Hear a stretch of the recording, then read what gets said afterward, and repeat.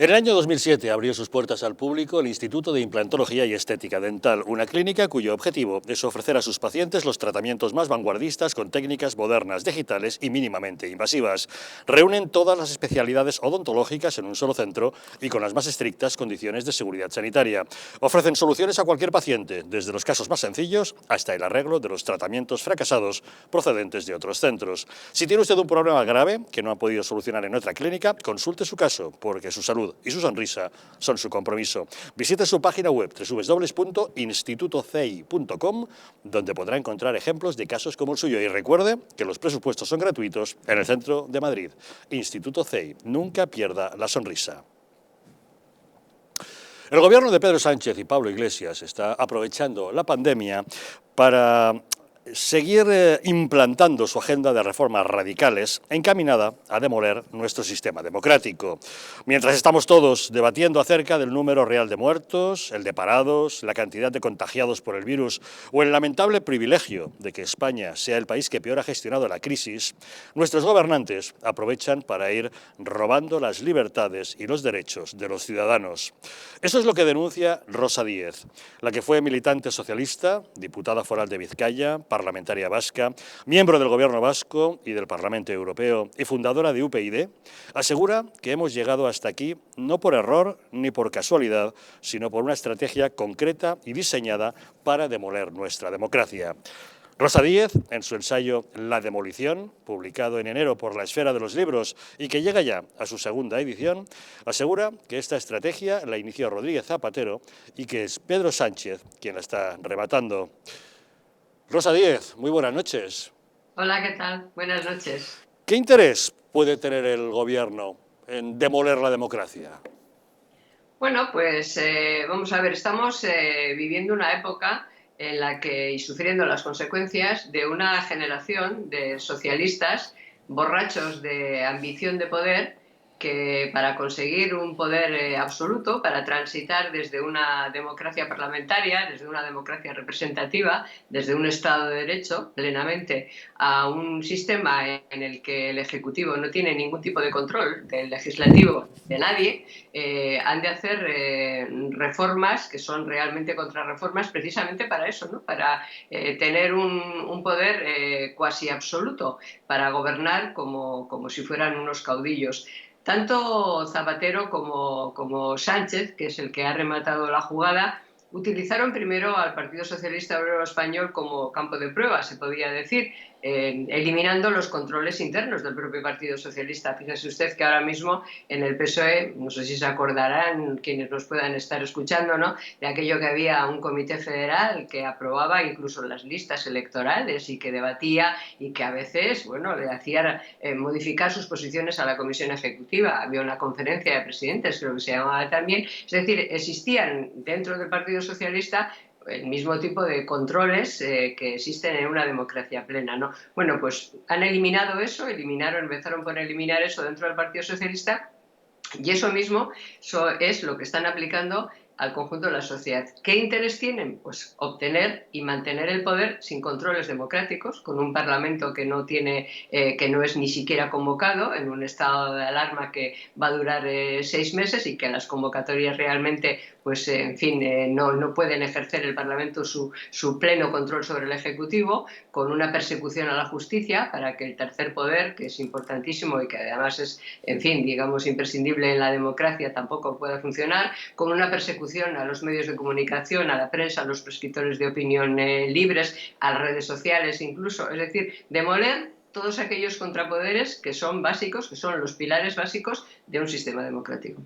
Pero Rosa, esto que nos cuenta en su libro huele a gobierno totalitario, a veleidades totalitarias, cuando estos dirigentes, como Zapatero o como Sánchez, se llenan la boca con la palabra democracia y criticando las dictaduras.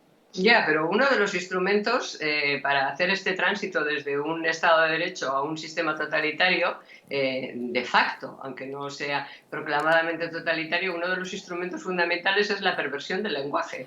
Llamar a las cosas por los nombres que no son. O sea, se llaman progresistas a ellos mismos, digo, tanto Sánchez como Iglesias, cuando realmente lo que hacen es regresivo, en el sentido que limita derechos de los ciudadanos. Eso es una posición progresista. Limita derechos de los ciudadanos, limita la libertad, restringe la igualdad. Hoy mismo han aprobado en el Congreso de los Diputados un Real Decreto en el que se limitan derechos y prestaciones a las madres, en los que se penaliza tener hijos, que lo ha sacado adelante este gobierno progresista, entre comillas, con el apoyo de la derecha independentista de Cataluña, con Junts Catalunya, como se llamen ahora, ¿no? Que realmente no hay nada más reaccionario que eso, es independentista y muy de derechas, en el sentido negativo de la palabra, o sea, restringidor, limitador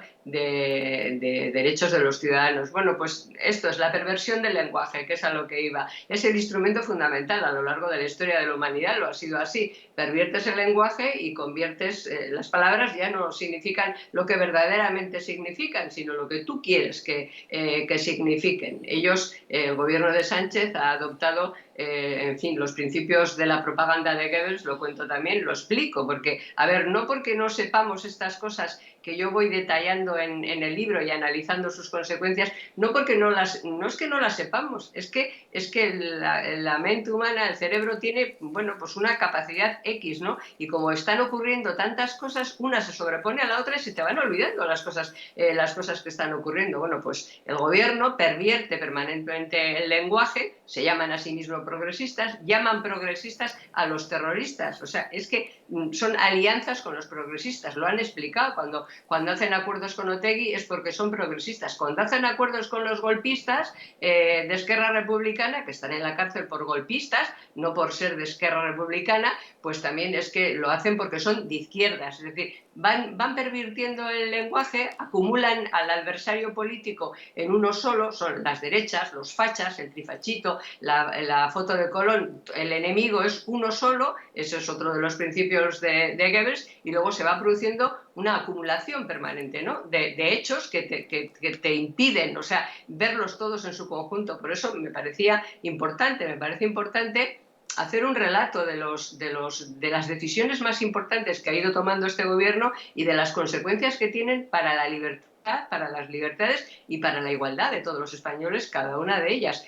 Lo que es, a mi juicio, no solamente en fin, una demostración de incompetencia y de sectarismo, que lo tienen mucho, sino sobre todo, y es lo más importante, es consecuencia de una estrategia, que es, insisto, demoler la democracia para ostentar el poder de forma absoluta, sin ningún tipo de control. ¿No creerá usted, por ejemplo, que las decisiones que están tomando de perseguir a los jueces independientes y de querer eliminar cualquier atisbo de libertad y de independencia en los órganos de la justicia tiene que ver, pues, con dar una determinada satisfacción a un socio o a otro, o para que no en su día, pues yo qué sé, no persigan un futuro golpe de Estado que ya han anunciado que van a dar desde Cataluña?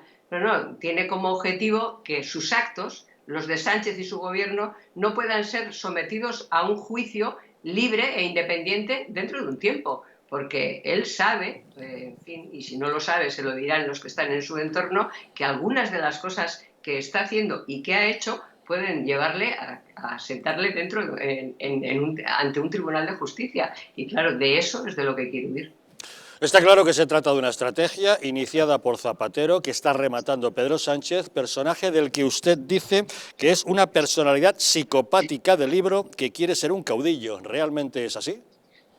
Bueno, pues no hay más que ver lo que hace, ¿no? Quiero decir, yo ponía como ejemplo su actitud dentro del Partido Socialista Obrero Español, como ejemplo de que en el PSOE ha funcionado como banco de prueba. Usted se acuerda del discurso, ¿no?, de democratización del PSOE, las bases eligen al candidato, todo el poder para las bases. Todo el poder para las bases, pero las bases, una vez que han elegido al candidato secretario general, ya no pintan nada. Es decir, el órgano de control de mayoría, en fin, lo propio en un sistema parlamentario, de control parlamentario, el órgano de control, que es el Comité Federal, ha desaparecido. Yo citaba antes como ejemplo la elaboración de las listas, en fin, que surgían de abajo arriba, se terminaban elaborando. ¿Se acuerdan quién y cómo se ha decidido quién es el candidato del Partido Socialista en Cataluña, verdad? A dedo, o sea, directamente, ¿no? Por el caudillo, que en este caso es Sánchez. Sí, que tiene una personalidad psicopática, tal y como se definen las personalidades psicopáticas. Un hombre sin ningún tipo de empatía, que le da todo igual, que no le importa lo que piensen los demás, que va a lo suyo, insisto, que no tiene empatía de ningún tipo y que tiene, bueno, pues un objetivo muy claro, ¿no? Que es tener el poder y ostentarlo sin ningún tipo de control. Es lo que se llama también, cuando esto lo hace un gobernante, despotismo. O sea, para él las leyes no existen, o sea, realmente no le afectan.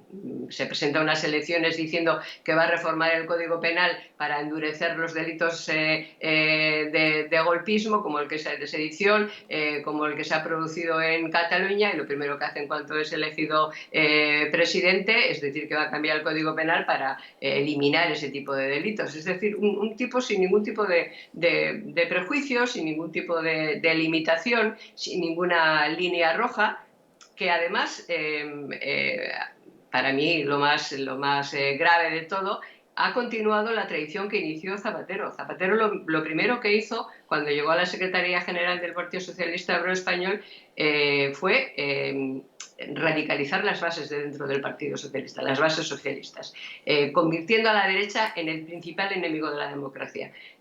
Quienes nos puedan estar escuchando y tengan una cierta edad lo recordarán, y si no, que tiren de hemeroteca.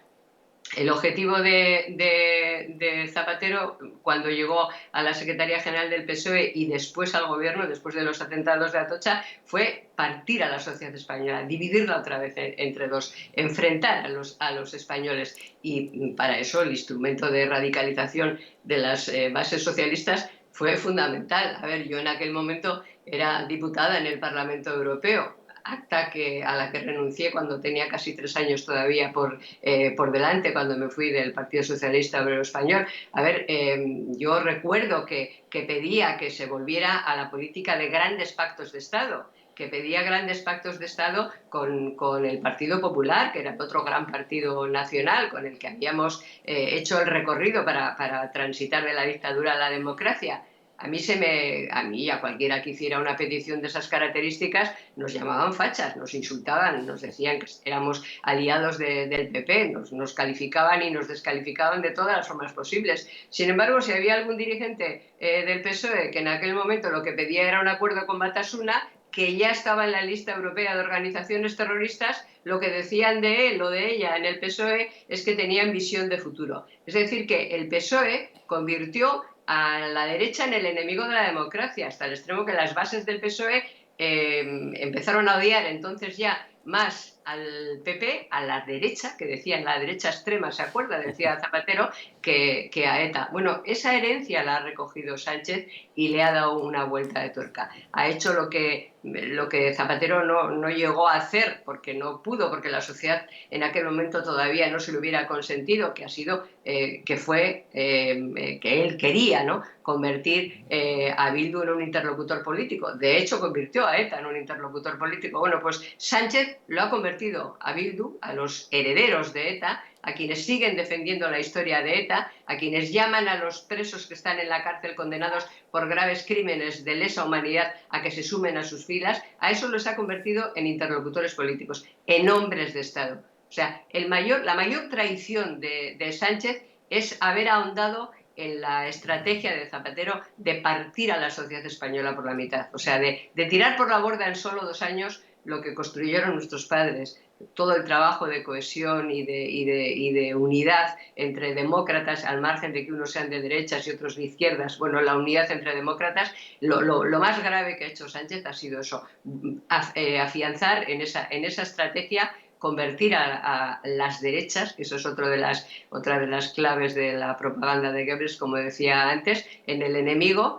convertir a los enemigos jurados, algunos sangrientos de la democracia, como los golpistas y los terroristas, en aliados del gobierno bueno, y cavar una zanja entre españoles. Eso no se lo podemos perdonar. Eso es imperdonable. Es que eso no tiene perdón. Y eso lo ha hecho porque quiere hacerlo, porque sabe que con una sociedad dividida, como lo han hecho todos los totalitarios a lo largo de la historia, con una sociedad dividida, el Partido Socialista Obrero Español, con menos votos, podrá ostentar mucho más poder que nunca. Está claro que tenemos el peor gobierno posible, pero mucho me temo que nuestra oposición no es mucho mejor, es incapaz de frenar esta deriva, ¿no?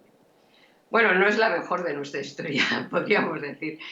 No, yo creo que, en fin, yo creo que debe de ser como una maldición, ¿no? Estas cosas, ¿no? De que coincidan en el momento más crítico para España, en el que, en fin, a los problemas estructurales de nuestra economía, de nuestro país, se ha sumado la pandemia, se ha sumado la COVID, haya coincidido el peor gobierno y la peor oposición, a mi juicio, con todo respeto a los esfuerzos que muchas personas hacen. Pero esto es lo que en este momento está ocurriendo. Hombre, hay una enorme diferencia entre las consecuencias de lo que hace el gobierno y las consecuencias de lo que no hace la oposición.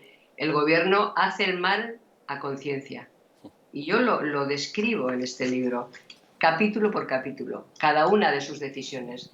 Desde una ley educativa para sectarizar y educar en el odio y en la mentira, hasta la ley de telecomunicaciones, hasta la decisión de acabar con la independencia del Poder Judicial, hasta el jaque a la corona, que es la jefatura del Estado. Es decir, la diferencia es que el gobierno hace esto para dividir a los españoles y tener menos controles y tener más poder, aunque tenga menos votos, mientras la oposición no hace, a mi juicio, no acierta, a mi juicio, con lo que debe hacer. Que esto no va, hace mucho que no va de derechas o de izquierdas, que va de democracia y de libertades o sectarismo y radicalidad que tenemos en Moncloa al capo de los radicales, al hombre que fomenta, y no me estoy refiriendo a Pablo Iglesias, me estoy refiriendo a Pedro Sánchez, al hombre que fomenta el radicalismo, porque Iglesias se reparte con él el trabajo de poli bueno y poli malo, ¿no? Pero los dos están en la misma estrategia, ¿no? Y la oposición pues está mirándose entre ellos a ver quién es el más machito, a ver quién es el que más manda, a ver qué sigla se impone sobre la otra, cuando esto, mire, no va de siglas. Y de la misma manera que digo que no va de siglas, digo que no podemos pensar que todo nos lo van a arreglar los partidos políticos. Los partidos políticos tienen su responsabilidad, ya lo creo que la tienen, la Constitución les reconoce de interés público, los grupos parlamentarios tienen su responsabilidad, ya lo creo, pero nosotros, los ciudadanos, que no tenemos más que un carné, que nuestro principal carné es el de ciudadano español, el carné de identidad, el que nos reconoce ciudadanos españoles, nosotros también tenemos que hacer. Sí, pero Rosa, ¿por qué los ciudadanos están tan anestesiados que parece que no son conscientes de lo que realmente está ocurriendo?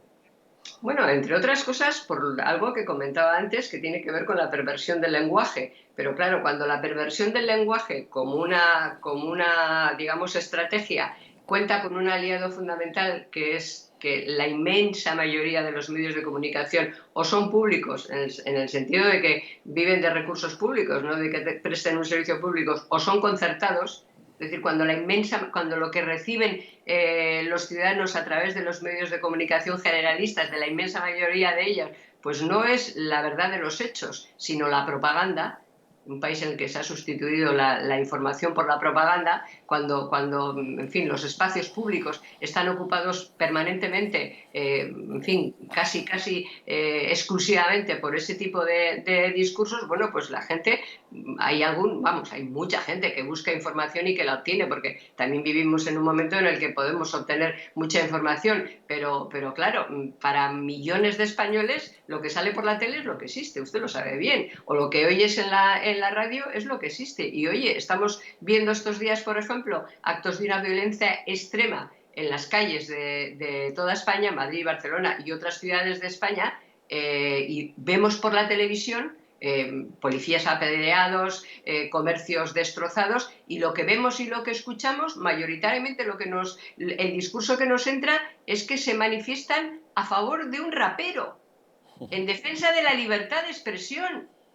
Y no se manifiesta, nadie se manifiesta en defensa de la libertad de expresión, porque en España no va nadie a la cárcel por expresarse de una manera o de otra.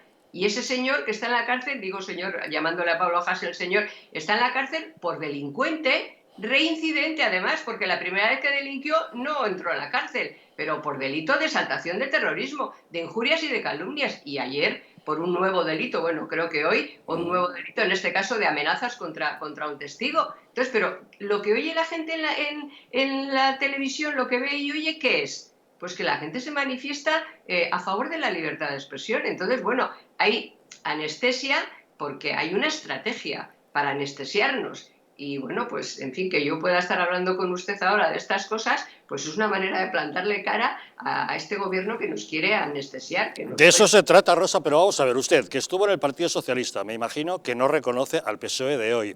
Hemos escuchado voces al propio Felipe González y a algunos destacados históricos dirigentes del Partido Socialista, pero ¿por qué tan poca crítica interna? ¿Por qué no se oyen voces en el PSOE? ¿Tan laminado tiene el grupo parlamentario y el partido completo, Pedro Sánchez, como para amordazar las críticas internas? Bueno, el grupo parlamentario, ya lo sabe usted que sí, laminado hasta el extremo que lo ha hecho él a su imagen y semejanza. Quiero decir que la inmensa mayoría de los que están en el grupo parlamentario solo podrían estar en el grupo parlamentario de Pedro Sánchez. O sea, no tienen más posibilidades que esa, pero bueno, eso ya lo sabe usted. O sea, usted ha visto cómo ha hecho el grupo parlamentario.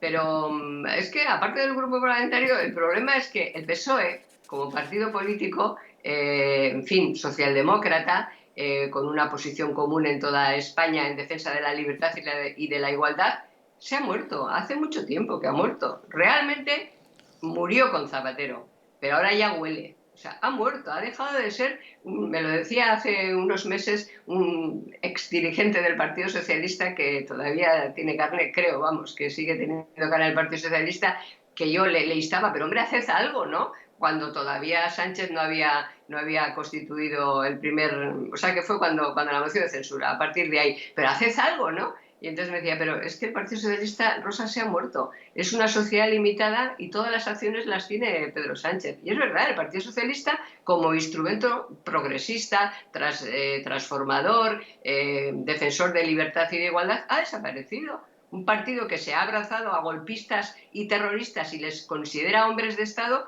es que no es un partido homologable con los partidos socialistas europeos. No es homologable en su actitud, en su actividad, aunque siga formando parte de la Internacional Socialista.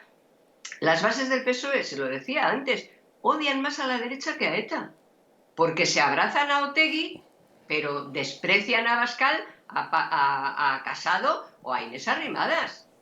O sea, y se abrazan a Otegi y se abrazan a Junqueras, a un golpista y a un terrorista. Entonces, odian más a la derecha democrática. No haría falta, no haría ni falta decirlo, pero hay que decirlo, que a esa gentuza que es enemiga jurada y en algunos casos hasta sangrienta de la democracia, de las bases del PSOE, no se puede esperar nada, porque el primer trabajo iniciado por Zapatero y concluido por Sánchez fue sectarizarlas hasta el extremo.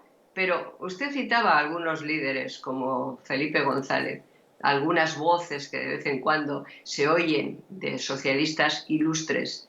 Yo diría que son vocecitas. O sea que, a ver, son personas que tienen socialmente todavía mucho peso, orgánicamente en el PSOE no, pero socialmente mucho peso, y que podrían haber hecho desde hace mucho tiempo mucho más de lo que hicieron y pueden hacerlo ahora. Pero a veces pienso que son más nacionalistas de partido que patriotas de país. Entonces, algunos que son más jóvenes, no es el caso de González, bueno, dicen cosas y tal, pero están como esperando a ver si pueden heredar. A ver si el PSOE se hunde y pueden heredar, en fin, y sustituir a Sánchez.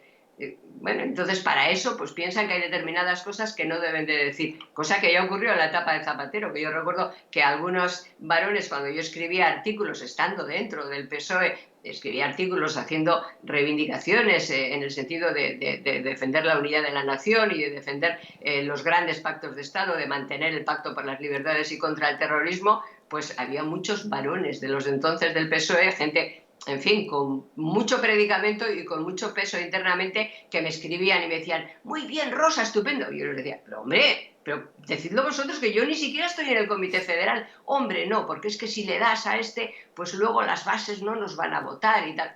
Es que, como decía Alfonso Guerra, el que se mueve no sale en la foto, ya se acordará usted. La demolición de la esfera de los libros, que llega a su segunda edición, un análisis certero y valiente con el que Rosa Díez nos advierte y nos ayuda a abrirnos los ojos acerca de esa amenaza a la democracia que está llevando a cabo Pedro Sánchez, acerca de esa deriva en contra de nuestra propia democracia. Rosa Díez, muchas gracias por este análisis y muchas gracias por habernos acompañado en Los Intocables. Gracias y buenas noches. Un saludo, muy buenas noches. Bueno, Cristiano, ¿algún rápido comentario a tu antigua compañera en UPyD? Bueno, no, darle la enhorabuena, y la verdad es que Rosa siempre ha estado muy acertada en hacer los análisis de lo que ocurre en nuestra política. Lo acertó en 2007 cuando creó UPyD y luego se vio que todo lo que decía era realidad y lo necesitaba España, ¿no?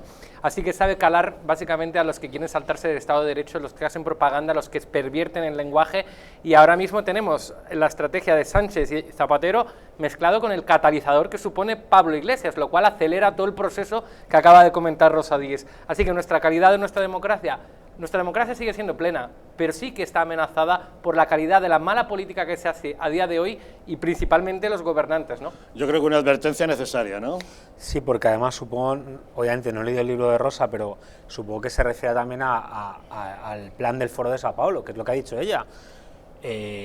La Fiscalía, los tribunales, los medios, la sociedad, es transformar el Estado que tenemos ahora, y como bien ha dicho, recordemos los que tienen más años, que el señor Zapatero Bambi ganó de milagro a Bono, y luego le pillaron hablando con Gabilondo. Acordaros lo de que cuanto más problemas haya, más odio, tal y cual, porque está reavivando los daños y las heridas que ya hay en la sociedad con el tema de la guerra civil. Entonces es el odio, y Sánchez que está ejecutando las ideas, y como bien ha dicho, el despotismo ilustrado, todo por el pueblo pero sin el pueblo, y es lo que están haciendo. Sí, yo en relación a toda la magnífica entrevista de Rosa Díez, es que ese odio del PSOE hacia la derecha en general, o hacia el Partido Popular en concreto, ya empezó en tiempos de Felipe González, porque yo me acuerdo de la campaña de las generales del 93 con el vídeo del Doberman, famoso, en el cual, gracias a ese vídeo y a esas técnicas de propaganda política pseudo-gebelianas, Felipe González consiguió una legislatura más en el poder, hasta que ya en el 96 la crisis económica galopante, la ruina en la que había dejado a España y el paro, y etcétera, etcétera, ya consiguió que el Partido Popular, por la mínima y por 300.000 votos, pudiese gobernar, ¿no? Con lo cual, la trayectoria del Partido Socialista en dedicarse al odio hacia el Partido Popular, a falta de saber gestionar y saber crear riqueza y empleo y no cometer casos de corrupción, está más que acreditada. Bueno, yo hay algunas cosas que estoy muy de acuerdo con Rosa Díez. De hecho, la respeto por su lucha que ha tenido por la libertad y por España en el País Vasco, pero bueno, hay una serie de cuestiones que no estoy de acuerdo. Evidentemente la crítica que ha hecho con respecto a la oposición, y luego creo que también decía Ortega y Gasset que tanto modernidad como progreso son palabras formales que sirven para incitar en pro de una superstición, ¿no? Entonces, llenarse la boca o sea, yo no estoy de acuerdo, no coincido con ella a nivel ideológico en determinadas cuestiones, es decir, el concepto socialdemócrata que se tiene con respecto a la Constitución, que la Constitución es la que crea la nación, una serie de cuestiones que no... Y yo creo que también se equivoca en decir de que la culpa la tiene Zapatero. Yo creo que el germen, es decir, dentro del Partido Socialista siempre ha habido una agresividad contra la derecha, vamos, de hecho el Partido Socialista histórico, ya sabéis lo que pasó en la Segunda República. Entonces, el problema es que no han conseguido determinadas dirigentes del Partido Socialista como ella mantener ese espíritu de concordia que se llevó a cabo en la transición, porque dentro, digamos, del sustrato social de la izquierda y del Partido Socialista se han llevado el gato al agua a algunos compañeros suyos como Eguiguren o como otros que siempre quisieron romper con esa transición en el fondo y que han cogido las riendas Pero del bueno, Partido lo que Socialista. sí es cierto es que efectivamente con Zapatero es cuando se aprecia claramente el inicio de esta estrategia, pero bueno, que ahora sin lugar a dudas Pedro Tú Sánchez lo está has dicho llevando muy bien, a cabo. lo de que con Alfonso Guerra ya dijo El que se que el mueve que no se sale en mueve, la se lo has foto, dicho a ella, efectivamente. y eso ya ocurre desde La entonces. demolición, libros libres, libros Esfera de los Libros, un libro libre, valiente, atrevido, que no hace más que retratar la situación política en la que nos encontramos. Una guía que hay que leer y, en todo caso, aprender cómo combatir esta situación que nos puede robar nuestra democracia. Una obra de Rosa Díez, la hemos escuchado aquí en directo. Vamos a dar una pequeña pausa, volvemos de inmediato para, tal como empezábamos el programa hablando de economía, hablar al final también, acabamos hablando de economía, porque como saben, lo hemos comentado ya, la ministra de Economía ha prometido que a lo largo del mes de marzo van a llegar esas ayudas, que van a ser ayudas directas a los empresarios. Y mucho me temo que los empresarios no se creen muy bien que ese maná esté por llegar, y mucho menos tan rápido. Ahora les contamos.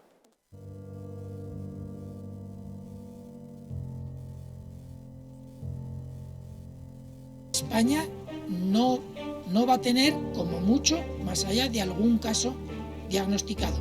¿Qué le diría usted a una mujer que está dudando en ir o no a la manifestación del 8 de marzo? ¿Qué le diría? Que le va la vida, que le va su vida. Y el motivo es el miedo. No hay una razón médico-sanitaria. Y que no hay ninguna razón de salud pública que aconseje tomar ninguna medida o que impida la celebración de eventos de este tipo. Denunciábamos que los medios estábamos siendo demasiado alarmistas con el coronavirus. ¡Vamos a morir todos! ¡Estefanía! ¡Estefanía! ¡Gritad Estefanía! No hay nada de qué preocuparse, estamos muy tranquilos, ¿vale? El gobierno estaba perfectamente al corriente de los datos que tiene ahora desde el pasado día 4, pero no quiso tomar medidas justamente para no deslucir esa manifestación.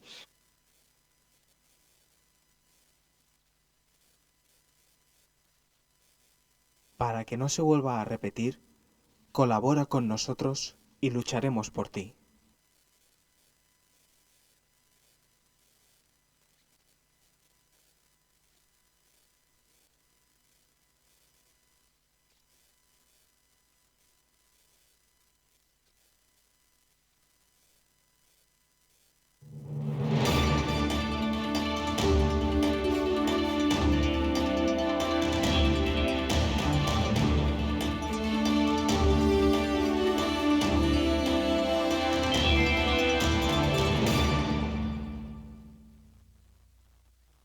¿Sabías que en tu casa hay 5 veces más contaminación que en el exterior?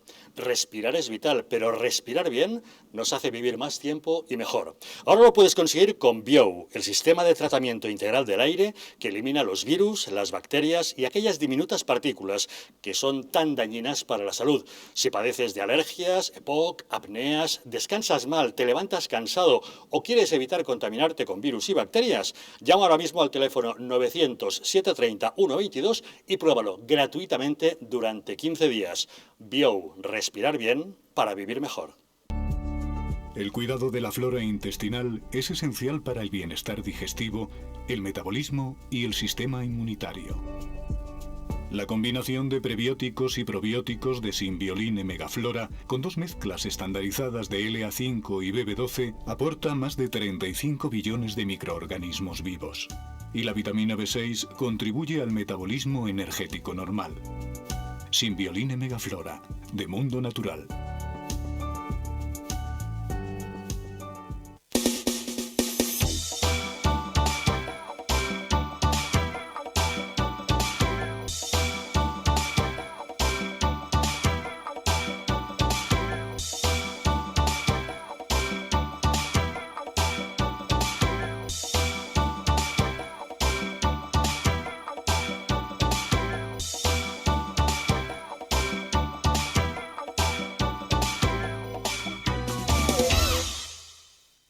El estrés, la ansiedad y un ritmo acelerado de vida influyen de forma directa en la calidad de nuestro sueño. Calm Plus, de Mundo Natural, es una combinación de aminoácidos esenciales como el L-triptófano, precursor de la serotonina, y la vitamina B6, que contribuye al funcionamiento normal del sistema nervioso y a disminuir el cansancio y la fatiga. Vive con tranquilidad. Calm Plus, de Mundo Natural. La joya de la mujer más poderosa de la cristiandad. La madre que forjó una gran nación. España. Los sueños de la reina Isabel plasmados en un tesoro único. Joyas Históricas presenta el collar de Isabel la Católica. Una réplica exacta de la joya de la reina más importante de la historia universal. El collar que enamoró a Isabel la Católica y con el que descubrió un nuevo mundo, ahora puede ser tuyo. La joya que evoca la fuerza de una mujer que fue capaz de concebir la nación más poderosa del mundo. Siente el poder de una reina con el collar de Isabel la Católica. Un diseño de alta joyería que simboliza lo que nunca acaba. La gloria de una nación como España. Llama al 900-73-0101 y sé una reina.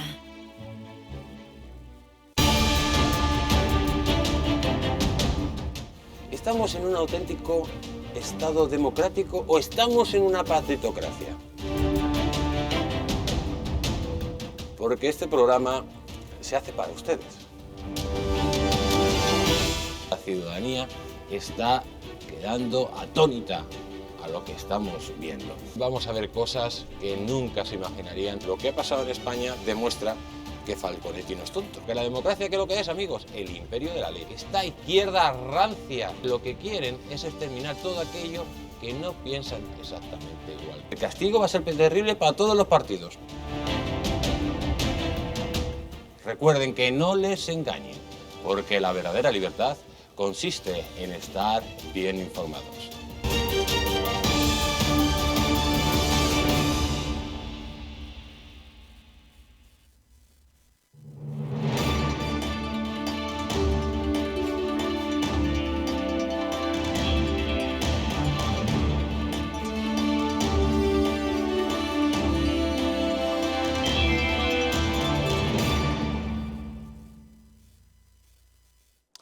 Vivimos tiempos en los que habitualmente nos vemos confinados en nuestros domicilios y son muchas las tareas que se nos acumulan: el teletrabajo, atender a los niños, los deberes, las labores caseras, la compra, muchas obligaciones que nos pueden estresar o incluso en la situación actual afectar al sueño. Por eso hoy te presentamos Calm Plus de Mundo Natural, un complemento a base de 2 aminoácidos esenciales como L-triptófano y L-treonina y una sustancia activa como L-teanina, una combinación que Calm Plus complementa con nutrientes como la nicotinamida y la piridoxina, que contribuyen al funcionamiento normal del sistema nervioso y la función psicológica normal, y que además ayudan a disminuir el cansancio y la fatiga y mejoran el estado de ánimos. Así que relájate y encuentra Calm Plus en tu tienda habitual y en Parafarmacias Mundo Natural. Pero si quieres quedarte en casa, puedes pedirlo directamente en la web parafarmaciamundonatural.es o llamando al teléfono 91-446-0000. Quédate en casa con Calm Plus, es de Mundo Natural. La pandemia del coronavirus ha puesto a multitud de empresas y comercios al borde de la quiebra. Los más afectados han sido los comerciantes, los hosteleros, el turismo, los autónomos y las pequeñas empresas. Todos ellos se quejan de que no han recibido ayudas directas por parte del gobierno español, a diferencia de lo que ha ocurrido en el resto de países europeos. Pero por eso, justamente, están a la espera de ver cómo se concretan los fondos comunitarios comprometidos por Bruselas. La ministra de Economía, Nadia Calviño, ha dicho que se materializarán a lo largo del mes de marzo. El objetivo principal de esos fondos de recuperación, ese plan de recuperación, es impulsar el crecimiento económico, la creación de empleo de calidad y la modernización de todo el tejido productivo. Las pymes y los autónomos van a estar en el corazón de la recuperación económica, como han estado como prioridad absoluta en todas las medidas que hemos venido adoptando para responder a la pandemia. Tenemos comunicación con Hilario Alfaro, él es el presidente de Madrid Foro Empresarial. Señor Alfaro, muy buenas noches. Hola, buenas noches, Javier. Bueno, la ministra de Economía dice que vienen esos fondos, que llegan ya en marzo y que tiene a las pymes y a los comercios y a los autónomos en el corazón pensando en ellos. ¿Cómo creen ustedes que se puedan materializar esas ayudas europeas? No, primero lo que hay que decir es que lo que ha dicho la ministra no es cierto. No está hablando de esos 140.000 millones sean para ayudas directas. Son para digitalización, sostenibilidad, no sé qué, no sé cuántos, no es para ayudarnos a pasar este año. Estamos hablando que, como pronto dice, que en marzo, que ya ha pasado un año desde marzo del año pasado, que nos obliga a cerrar el gobierno 3 o 4 meses y que no hemos recibido ni ayuda ni compensación. Una cosa son las ayudas directas que estamos reclamando, igual que tienen todos los empresarios de cualquier tamaño en el resto de Europa, salvo en España, y otra cosa es los 140.000 millones, que es para otra cosa, no tiene nada que ver con lo que estamos hablando. Luego, no ha dicho la verdad. Efectivamente, pero es que ahí la ministra nos está engañando, porque efectivamente está mezclando dos conceptos. Ayudas directas que se han producido en otros países europeos y en España no, y ella da a entender que habrá ayudas directas a los comerciantes y a los pequeños empresarios de ese dinero que teóricamente tiene que ir vinculado a un proyecto concreto de digitalización previamente presentado, que si no es así ni tan siquiera se concede, ¿no? Exacto. Ninguna, el 99% de las empresas de este país son pequeñas y medianas. Ninguna tiene capacidad para presentar esos proyectos a Europa. Lo presentarán los 4 grandes, se llevarán el dinero los 4 grandes y vaya usted a saber dónde y para qué. Y no va a haber, el problema de esos fondos va a ser la capilaridad, cómo va a llegar a las pymes, que no nos hablen de historias y estamos hablando con la ministra mejor valorada del gobierno, y no está diciendo la verdad un año más tarde de la desgracia que hemos tenido. Pero al menos está la ministra ofreciéndoles información a ustedes, a los empresarios, a través de sus organizaciones, para que sepan qué tipo de cosas se pueden pedir y de qué manera tramitarlas. No. Aquí lo que ha pasado es que se nos ha obligado a cerrar, lo que te decía antes, 3 o 4 meses, no ha habido compensación ni ayuda ninguna, que por eso hemos puesto en marcha desde Madrid Foro Empresarial pleitos contra el Estado, porque el Estado tiene obligación por ley de pagar esos costes fijos mientras hemos estado cerrados. En Alemania ya las ayudas directas a las empresas ya están en marcha. Aquí lo mismo te hablan un día que las ayudas directas van a venir a través de los ICOs que hemos pedido, que va a haber que devolver menos, a lo mejor un 30%, pero al día siguiente te dicen que no va a ser a través de los ICOs, sino a través de otro mecanismo. Son malos, son muy malos y las pocas medidas que están tomando llegan tarde y mal. Los comercios se han visto muy seriamente afectados por la pandemia, la ola de frío y de nieve con el Filomena tampoco les vino a ayudar. Me imagino que ahora los disturbios callejeros y la rotura de material urbano que está fomentando Podemos tampoco les está resultando de gran ayuda, ¿no? Bueno, esos son un montón de sinvergüenzas y de salvajes que han arrasado tanto Barcelona como Madrid, la parte central, y que además lo repiten. En Barcelona ya llevan 2 días, esperemos que Madrid esta noche sea tranquila, pero lo único que podemos agradecer es a la policía y a la delegación del gobierno como anoche en Madrid se dedicaron a fondo, porque si no hubiera sido muchísimo más grave de lo que fue. Pero vamos, yo no sé lo que piensan esos chavales cuando llegan a casa, y esos padres que tienen esos hijos no se merecen vivir en esta ciudad. Don Hilario Alfaro, a ver si tenemos ocasión un día de estos de hablar con mejores expectativas que de momento la que estamos teniendo para el comercio, para la hostelería, para el turismo y para la empresa son realmente malas. Muchas gracias por habernos acompañado en Los Intocables. Muchas gracias, Javier, por vuestro interés, como siempre. Gracias, un saludo. Don César.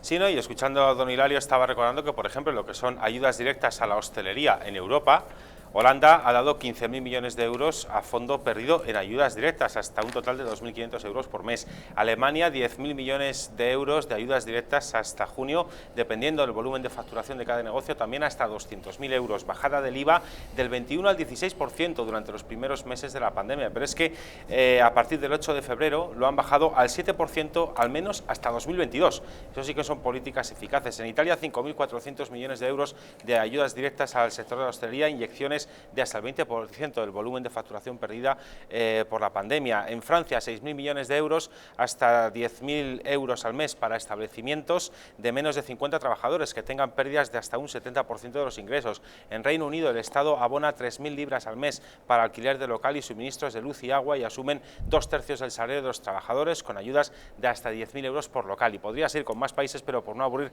creo que la idea queda suficientemente clara. Aquí en España, el gobierno hasta ahora lo que ha hecho ha sido anunciar un plan de 4.000 presuntos millones de euros, digo presuntos porque en realidad son aplazamientos de impuestos por un lado y créditos o avales por otro que habrá que devolver en caso de que se pidan, con lo cual, dinero contante y sonante, el gobierno ha puesto 0 euros. Sí, lo hemos dicho varias veces nosotros también.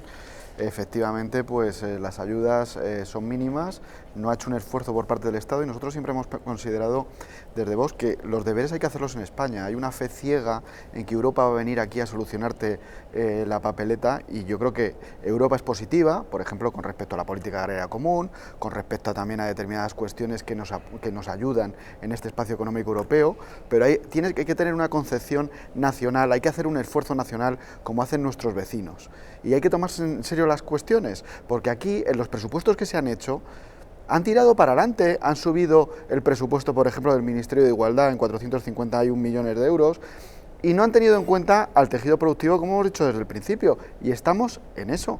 Y evidentemente, pues esos fondos de recuperación y resiliencia podían complementar las medidas que se tomaran aquí si se hubiera hecho algún tipo de planificación, como se ha hecho en otros países, a nivel de bajadas de impuestos, a nivel también de ayudas directas, pero es que aquí simplemente el dinero, como bien ha dicho Daniel Lacalle, va para cubrir los gastos políticos de este Estado de las autonomías que se ha convertido en el estado de bienestar de los políticos y no se tiene en cuenta al tejido productivo ni a los trabajadores que se van a ir al paro, ni tampoco, por supuesto, pues a toda la gente de la hostelería o del turismo que lo está pasando realmente mal. Bueno, Ricardo, ya lo hemos debatido en otra ocasión. Es verdad que el decreto que dio la llave de este dinero al gobierno se lo facilitó la abstención de Vox, pero no es el objetivo ahora mismo, que es ahora recalcar que estos fondos europeos carecen de una directriz clara y una estrategia de país por detrás. Es decir, lo vamos a poner en manos de las comunidades autónomas y vamos a tener una forma diferente de gastar el dinero en cada sitio sin una estrategia global de lo que queremos construir en España. Si queremos cambiar el modelo productivo, si queremos ayudas directas a los sectores más afectados por esta pandemia y ver cómo vamos durante los próximos años a recuperar la economía lo más rápido posible. Deberíamos estar pensando en el futuro, pero estamos siempre apagando el fuego del día a día y con la improvisación constante, que es lo que reina e impera en la forma de gobernar en nuestro país. Entonces, tenemos que pensar en modernizar, en apoyar a nuestras empresas, en ver cómo salir adelante y, sin embargo, estamos ahora mismo pendientes de que si los ERTEs van a seguir o no, porque es que sabemos que hay 30% de las empresas de nuestro país que pueden cerrar a partir de este verano si no continúan recibiendo ayudas.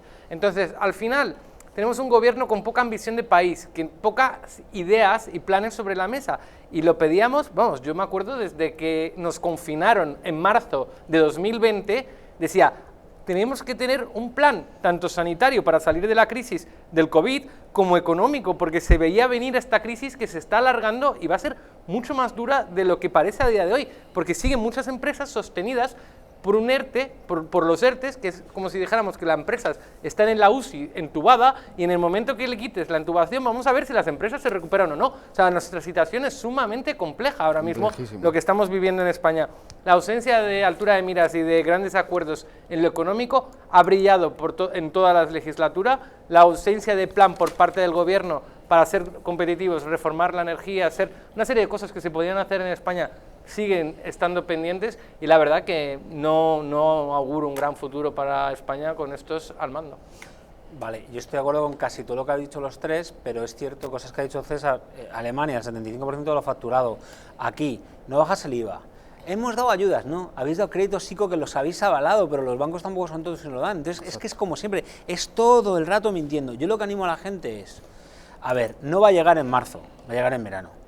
hay gente que está haciendo público-privado para los famosos proyectos PERTES, que es lo que tienes que presentar a Bruselas. Tú Bruselas no puedes presentar, como se está hablando, un plan que hizo Zapatero de mover Colón de aquí a aquí y meter obra, no, porque te van a decir, ni estás digitalizando, ni estás actualizando, ni estás haciendo los objetivos que siguen. Entonces, yo lo que animo es, ya sea una de las Big Four que está de consultoría, ya sea la de Eurofunding que también está haciendo, entérate porque hay fondos, hay Plan Generations EU, hay React EU, hay muchos, entonces, ¿que es difícil? Por supuesto que es difícil, pero que hay instrumentos que si se saben utilizarlos, sí. ¿Cuál es el problema? Que a lo mejor hay que saltarse hasta las políticas del Estado. Hay que ir directamente a cada fondo y ver, oye, ¿cómo podemos agruparnos aquí? Y luego llamar a la administración. Porque, como bien habéis dicho, estamos en manos de gente que no sabe. Y mira que Calviño supone que dentro de lo que hay, es muy posible que sea la que más sepa y que está parando muchas tonterías, desde luego. Pero no se está siendo profesional, ni desde el tema sanitario, como has dicho, tú no puedes ser que no haya protocolo nacional. Claro. Tú puedes dar positivo, ya da 14 días, vete. No, aquí todo el mundo, como pasa en Cataluña, como pasa en otros lados, según pasa, que te hagan un PCR, leches, y lo sé por experiencia personal. A mí me dicen, ya estás libre. Pues yo he tenido que coger y hacerme un PCR, y hasta que no tengo los papeles, no salgo de casa. ¿Y por qué en Madrid, en Barcelona, y tal? No, Estado, haz de Estado, no delegues, y con los fondos estos igual. Habla con las comunidades, obviamente, pero por favor, pon un poco de un paradigma, un paraguas en el que cada comunidad pueda tirar de lo que es bueno y necesita. No a la vosotros, Tiramos y si luego no lo dan es culpa vuestra. Si delegas, Andrés, tiran para adelante y luego que no lo solucionen. Si delegas, al menos dar una directrices de lo que tienen que hacer las comunidades autónomas. Es decir, por favor, analicen los sectores más perjudicados de su comunidad autónoma y dediquen parte del dinero a esos sectores. También piensen en los próximos años y dediquen parte de dinero a reconstruir la economía dañada. Piensen, o sea, es que decir, toma el dinero, comunidad autónoma, y gástelo como quiera, al final tenemos a los catalanes independentistas montando embajadas por el mundo, y no cosa que no sirve para nada para ayudar a la economía. Y no bajas el IVA, y las mascarillas mientes porque solo son las de un día, las que Ayuso regalaba que eran antisolidarias, las que tal, ahora todo el mundo las está poniendo, y esas hay que pagar IVA, pero deja de decir tonterías ya, hombre, por favor. Sí. Es una vergüenza. No, lo que yo digo es eso, que es fundamental tener un plan sobre la mesa y convendría que fuera pactado, porque el plan económico para salvar a España no puede ser como las leyes educativas, que llegará otro gobierno y lo cambie, porque va a ser un plan económico que vamos a tener que tener en marcha durante muchos años y va a tener que estar pactado con Europa, y lo que no podemos tener a políticos improvisando en el Consejo de Ministros día tras día. Efectivamente. Nosotros sí planteamos un plan al principio que va mucho en línea de lo que estabais comentando, no se nos hizo caso, por eso planteamos luego la moción de censura, pero es verdad que nos da igual, es decir, lo que tenemos que buscar es soluciones para nuestro país, porque nos vamos a la ruina. Es decir, yo creo que evidentemente estos fondos consideramos que está bien que vengan estos fondos de recuperación y cuanto antes vengan mejor, pero claro, lo que decías, Cristiano, estoy totalmente de acuerdo. Si no hay un plan de país a medio, largo plazo, evidentemente, si simplemente se le pega una patada al balón para tirar para adelante y decir, bueno, ya vendrán los fondos de recuperación y nos solucionarán todo, ya vendrán de Europa a solucionarnos el tema, en la situación crítica de crisis sanitaria, de crisis económica que vivimos, las cosas no se solucionan así. Ya ocurrió cuando llegó Rajoy de manera posterior a Zapatero, ¿no? Dejarnos a nosotros, que no vengan de Europa, pero realmente teníamos prácticamente una intervención, no vengáis los hombres de negro, lo hacemos nosotros, pero en la situación actual es que no sabemos las dimensiones de lo que puede llegar a ocurrir. Lo otro era una crisis económica, ¿sabes?, que a lo mejor la puedes analizar de otra manera, pero es que ahora mismo, con la gente confinada, con la hostelería cerrada, con un nivel de paro 117 de deuda que hemos visto, tendríamos que tener un proyecto de país para cuando saliéramos de aquí. Estos fondos de recuperación y resiliencia eran para complementar en el sistema productivo lo que en los propios países ya hubieran pensado, es un complemento, ¿no? Pero claro, aquí es que no han pensado nada, no han dado ni una ayuda, lo único que piensan es en subirse el sueldo ellos, los políticos, los del Ministerio de Igualdad, gastar el dinero en gasto superfluo absolutamente y no ayudar a nadie. Pero Rajoy consiguió que fuera rescate solo financiero, pero no llegó a pasar lo que pasó con los de negro en Grecia, por ejemplo. Pero es que ahora, insisto, que esos dinero lo puede parar la Comisión en cualquier momento. No puede bloquearlo eternamente, pero bloquearlo 2 meses. Llega el verano, no llega, los ERTE se van a acabar, los ERE se van a acabar. Va a haber un colapso si no nos ponemos en plan profesional. No vale un plan E modificado y a venderlo a Bruselas, porque Bruselas va a decir, sí, vale. a la chavalita. Y sobre todo un plan ideologizado, porque yo cuando veo los objetivos para los que se pueden acoger a las ayudas, la transición ecológica, por ejemplo, entonces, vale, una empresa que fabrica el producto X, entonces, ¿qué pasa? Se puede acoger ayudas, por ejemplo, para renovar su flota de vehículos, de furgonetas, cambiar las que tenga de combustión por furgonetas eléctricas. Muy bien, pero es que, y si esa empresa el problema que tiene es que no vende, porque nadie le compra, ¿qué más da que tenga furgonetas eléctricas o con motor de combustión? Yo lo que veo es que estos fondos están profundamente ideologizados hacia, a lo mejor en otras economías mucho más industrializadas, como pueda ser Alemania, quizá el tema de la transición ecológica pueda tener cierto sentido, pues porque son economías intensivas en industrialización y en manufactura y en producción, pero aplicado eso a la economía española, que vive muchísimo de la demanda interna, puesto que el sector servicios es el mayoritario, por ejemplo, no encuentro qué sentido tiene para una tipología extensísima de empresas, de pequeñas empresas además, estos fondos de ayudas, ¿en qué les va a ayudar? Si el problema que puede tener, por ejemplo, un pequeño comerciante de una zona es que por la restricción de horarios sus ventas han caído. La digitalización, ¿para qué? Si es un comercio que vende cosas que lo venden otras muchas tiendas, ¿de qué le sirve la digitalización? Para vender, ¿cómo? Pero si es que no tiene sentido, es decir, a un comerciante de ese tipo, ¿qué le puede ayudar? Retrasar o suspender sin edie, por ejemplo, el pago de determinados impuestos o el pago de cotizaciones sociales para que mantenga el empleo. Es decir, otro tipo de ayudas, otro tipo de medidas, pero esto de la transición ecológica, al señor que tiene una pequeña empresa, por ejemplo, de instalación de aparatos de aire acondicionado y que tiene X trabajadores, ¿de qué le sirve el tema de la transición ecológica? ¿De qué le sirve? Bueno, sí, César, pero si profesionalmente te asesoras bien, a lo mejor puedes poner placas solares y ahí les grabas, o sea, se puede intentar lo que hay un plan de país tener un ministro de consumo que te diga que la hostelería está vieja, no vale para nada. Por supuesto, pero un momento, es que lo que estamos haciendo es gastar un montón de dinero en unos preceptos ideológicos en lugar de gastar el dinero en incentivar la productividad o la viabilidad de la economía, cualquier tipo de economía que sea la que tengamos en España. Y además no nos engañemos, los empresarios necesitan dinero en efectivo, liquidez para tapar agujeros, para pagar deudas, para salir adelante, no para construir grandes proyectos de futuro, de digitalización. O sea, ni te aplazarte una deuda, porque si tienes que pagar ahora y te lo aplazan, cuando estés a lo mejor sacando la cabeza del agua, te van a dar un mazazo otra vez. Y lo van a necesitar por falta de liquidez para comprar género y volver a abrir la tienda o cosas por el estilo. O sea, este gobierno simplemente tendría que mirar alrededor, que mire lo que hacen otros países, ayudas directas a estos sectores. En cambio, pues no se ha hecho. Don Ricardo Chamorro, muchas gracias por habernos acompañado. El placer es mío. Gracias, Andrés Duranto, por haber estado con nosotros. Ya totalmente recuperado del COVID. Sí, dentro de poco. Después de habernos informado en directo desde el centro del Zendal. Corresponsal de guerra, sí. Nuestro corresponsal del Zendal, comprobando que efectivamente el trato fue excelente recibido ahí, ¿no? Y mucha mentira, y mucho populismo, y mucha tontería está diciendo de ese hospital, al que estaré agradecido toda la vida. Pues nada, queda dicho. Cristiano Brown, gracias por acompañarnos. Un placer, como siempre. Muchas gracias, César Sinde, por estar con nosotros. Un placer, gracias. Gracias a todos ustedes por acompañarnos. Esperamos que se lo hayan pasado bien con nosotros. Pueden seguir con nuestra programación, que saben que nosotros les esperamos mañana nuevamente aquí, en Los Intocables.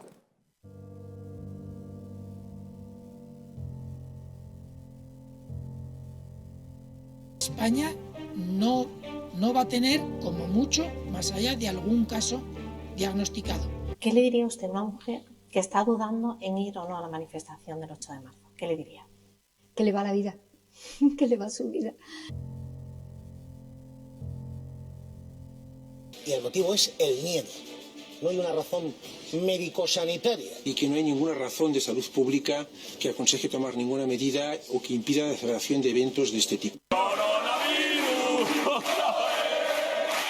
Denunciábamos que los medios estábamos siendo demasiado alarmistas con el coronavirus. ¡Vamos a morir todos! ¡Estefanía! ¡Gritad Estefanía! No hay nada de qué preocuparse, estamos muy tranquilos, ¿vale?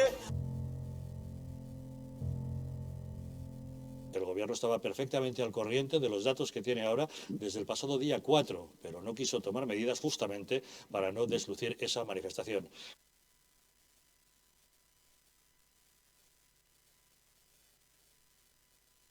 Para que no se vuelva a repetir, colabora con nosotros y lucharemos por ti.